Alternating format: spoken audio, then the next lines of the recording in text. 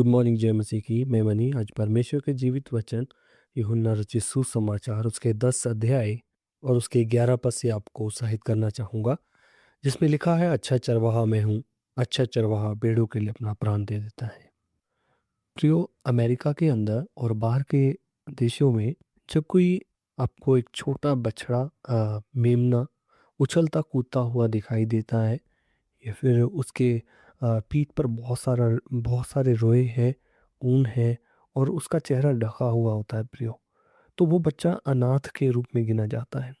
और उस बच्चे को कोई भी जो भीड़ है जल्दी से स्वीकार नहीं करती है प्रियो, क्योंकि जब एक मेमने की माँ उसे जन्म देते हुए मर जाती है, तब उसे दूसरी कोई भी भीड़ अपनाने के लिए तैयार नहीं होती है।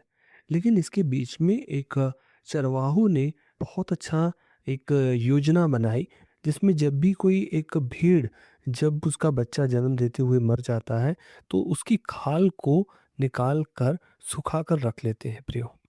और जिस मेमने की भेड़ के बच्चे की माँ मर जाती है, उस भेड़ के बच्चे को उसकी खाल पहना देते हैं।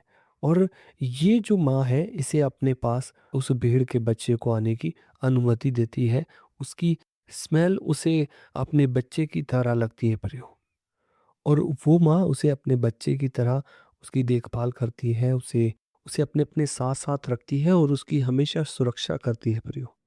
तो एक मसीह में हमारा जो नया जन्म हुआ है, हमें कोई भी स्वीकार करने वाला नहीं था, हमें कोई भी ग्रहण करने वाला नहीं था, क्योंकि हमने पाप किया था। और इसके बदले में परमेश्वर ने अपने पुत्र यीशु को हमारे लिए बलिदान किया, और उसके जो वस्त्र थे हमें पहना दिए, ताकि हम परमेश्वर तक उसकी पहुंच सके प्रियो, उसके सिंहासन के पास खड़े हो सके प्रियो। परमेश्वर हमें अपने पुत्र को देखता है, जैसे हम रोमियो की पत्री उसके 8 अध्याय उसके 19 पद में पढ़ते हैं, तो वहाँ लिखा है, क्योंकि सृष्टि बड़ी आशा भरी दृष्टि से परमेश्वर के पुत्रों के प्रकट होने की बाट जो रही है। इसी तरह परमेश्वर के जीवित वचन में लिखा है कि मसीह आप इसलिए घायल हुआ कि बहुत सारे पुत्रों को वो महिमा में लेके आए। वो बलिदान इसीलिए हुआ कि वो हमें और आपको महिमा में लेके आना चाहता था प्रियो। हमें कोई भी स्वीकार करने वाली हम में बात नहीं थी। इवन हमारे पाप और बुराई के कारण परमेश्वर हमसे घृणा की निगाह से देखता है परमेश्वर। लेकिन परमेश्वर पाप से घृणा करता है, पापी से नहीं। इसलिए उसने सृष्टि से पहले से ही अपने बेटे को, मेमने को वध करके, और वचन बताता है आदम को चमड़े का एक स्थायी कपड़ा पहनाया, जिससे वो अपने नंगे बदन को ढाक सके।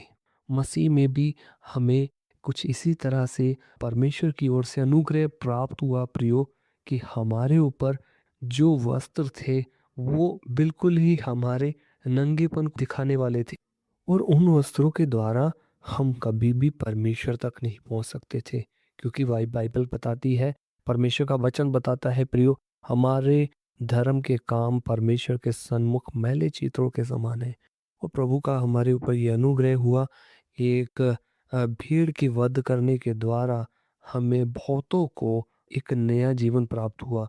मसीह यीशु के बलिदान के द्वारा हम बहुतों को एक पाप से रहित जीवन प्राप्त हुआ है प्रियो।